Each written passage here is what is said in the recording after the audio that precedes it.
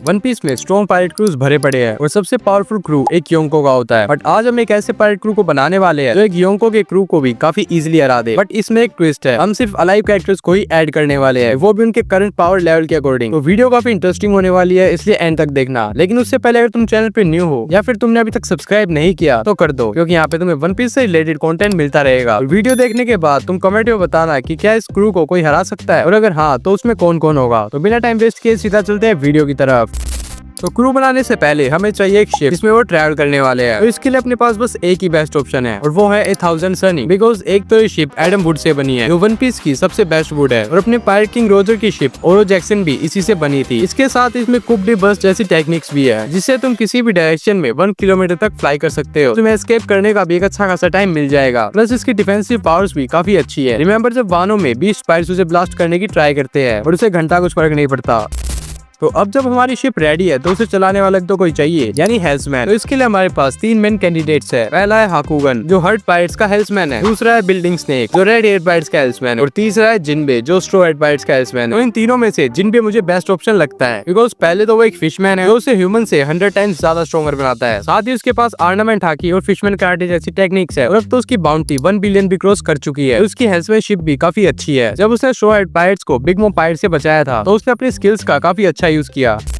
तो अब अपने पास अपनी शिप और हेल्समैन दोनों है, बट बिना एक नेविगेटर के वो जाएंगे कहाँ। तो नेविगेटर के लिए तुम सोचोगे कि नामी बेस्ट है, क्योंकि अब उसके पास ज़्यूस भी है और वो 2 साल तक स्काई आइलैंड पे थी जहाँ उसने वेदर को काफी डीपली स्टडी किया। बट फाइट्स में नामी उतनी यूजफुल नहीं होने वाली, बिकॉज वो काफी कमजोर कैरेक्टर है, उसके पास एक भी आकी नहीं है। तो हमें एक ऐसा बंदा चाहिए जो नेविगेटर तो हो बट साथ ही स्ट्रॉन्ग भी। तो लेफिट इसके लिए परफेक्ट हो सकता है। ब्लैकबीट पायरेट्स की 5th शिप का कैप्टन है। थ्योरीज के अकॉर्डिंग उसके पास एक मिथिकल जॉन डेल फ्रूट है जिससे उसके विंग्स निकल आते हैं। लेफिट एक काफी मिस्टीरियस कैरेक्टर है और उसने 2 बार मेरी जॉस में स्नीक इन का रखा है, और वो ब्लैकबीट पायरेट्स में एक नेविगेटर है, सो वो इस रोल के लिए परफेक्ट होगा।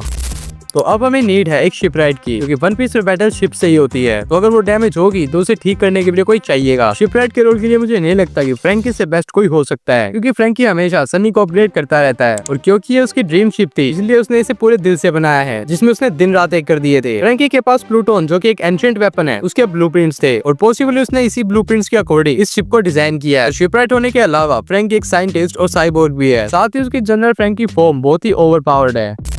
बैटल में इंजर्ड होने के बाद तुम्हें एक डॉक्टर की जरूरत तो जरूर पड़ेगी, और इसके लिए हमारे पास 3 ऑप्शंस है और तीनों ही बेस्ट है। चोपर, मार्को और ट्रफैगुलर लो। चोपर ने डॉक्टर इन कुरिया के अंडर ट्रेनिंग ली है और उसकी काबिलियत पर तुम्हें जरा भी शक नहीं करना चाहिए। वानो में उसने कुछ ही टाइम के अंदर क्वीन की फेलाइट डिजीज का एंटीडोट ढूंढ लिया था। मार्को की भी ब्लू फ्लेम्स उसे इंस्टेंटली हीलिंग पावर देती है, और वो इनसे अपने फ्रेंड्स को भी हील कर सकता है। और व्हाइट बेड का राइट हैंड मैन होने के नाते वो किसी भी एडमिरल से भिड़ने की पावर रखता है, बट लो चोपर और मार्को से ज्यादा सुपीरियर है। माइनफोर्ड वॉर के बाद लो ने हेवीली इंजर्ड लूफी और जिनबे का ऑपरेशन सक्सेसफुली कर दिया था, और उसका डेल फ्रूट किसी को भी इमोर्टलिटी की पावर दे सकता है। और इसलिए ये फ्रूट वन पीस की हाईएस्ट कॉस्ट वाली डेल फ्रूट है, जिसकी वर्थ 5 बिलियन बेरीज है, और ये फ्रूट मेनली सर्जरी से ही कनेक्टेड है। लो ने किड के साथ मिलकर बिग मॉम को हराया था।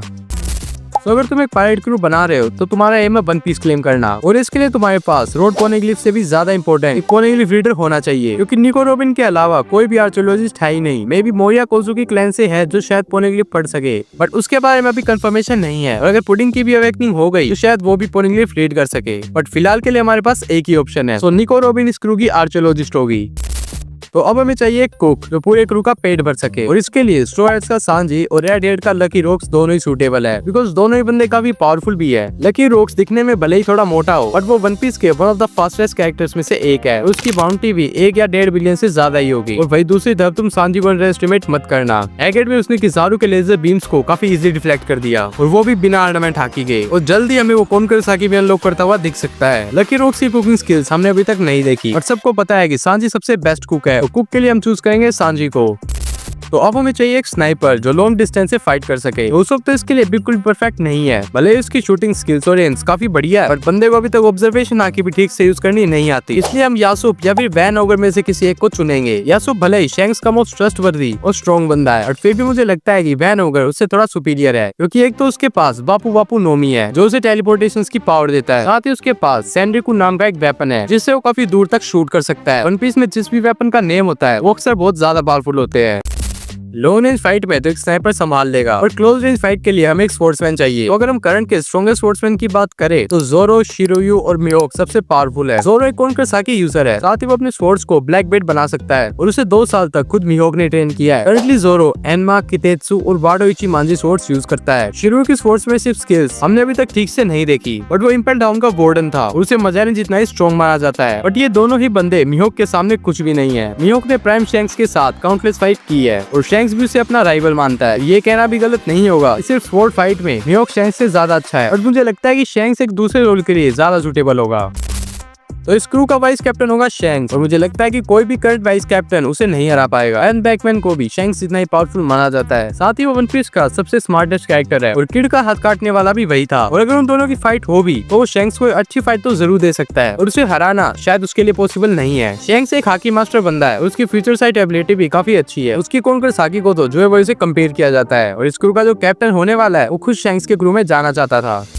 तो फाइनली इस क्रू के कैप्टन की बात करते हैं, जो है monkey D Luffy. Luffy normally काफी कम आईक्यू वाला इडियट है और उसका बैटल आईक्यू उतना ही ज्यादा हाई है और तुम्हें उसे अंडर एस्टिमेट तो बिल्कुल भी नहीं करना चाहिए। लूफी सिर्फ 3 साल के अंदर एक योंको बन चुका है और उसने काइडो जैसे बीस्ट को 1 वर्सेस 1 में हराया है। उसके पास तीनों हाकी की एडवांस फॉर्म है और उसका गियर 5 तो नेक्स्ट लेवल स्ट्रॉन्ग है। एकेड में उसने गोरोसे का पिज्जा बना दिया था और एक एडमिरल सैटर्न को एक साथ रोक दिया। तो मुझे लगता है कि लूफी इस क्रू का कैप्टन होना चाहिए। तो क्या तुम्हें लगता है कि कोई ऐसा क्रू है जो इसे हरा पाए? अगर वीडियो पसंद आई हो तो लाइक और सब्सक्राइब जरूर से कर देना, क्योंकि इस चैनल पे तुम्हें वन पीस कंटेंट मिलता रहेगा। बाकी अगर तुम्हारे पास कोई टॉपिक्स या फिर थ्योरी है तो तुम कमेंट में बता सकते हो। मिलते हैं अगली वीडियो में, तब तक के लिए बाय बाय।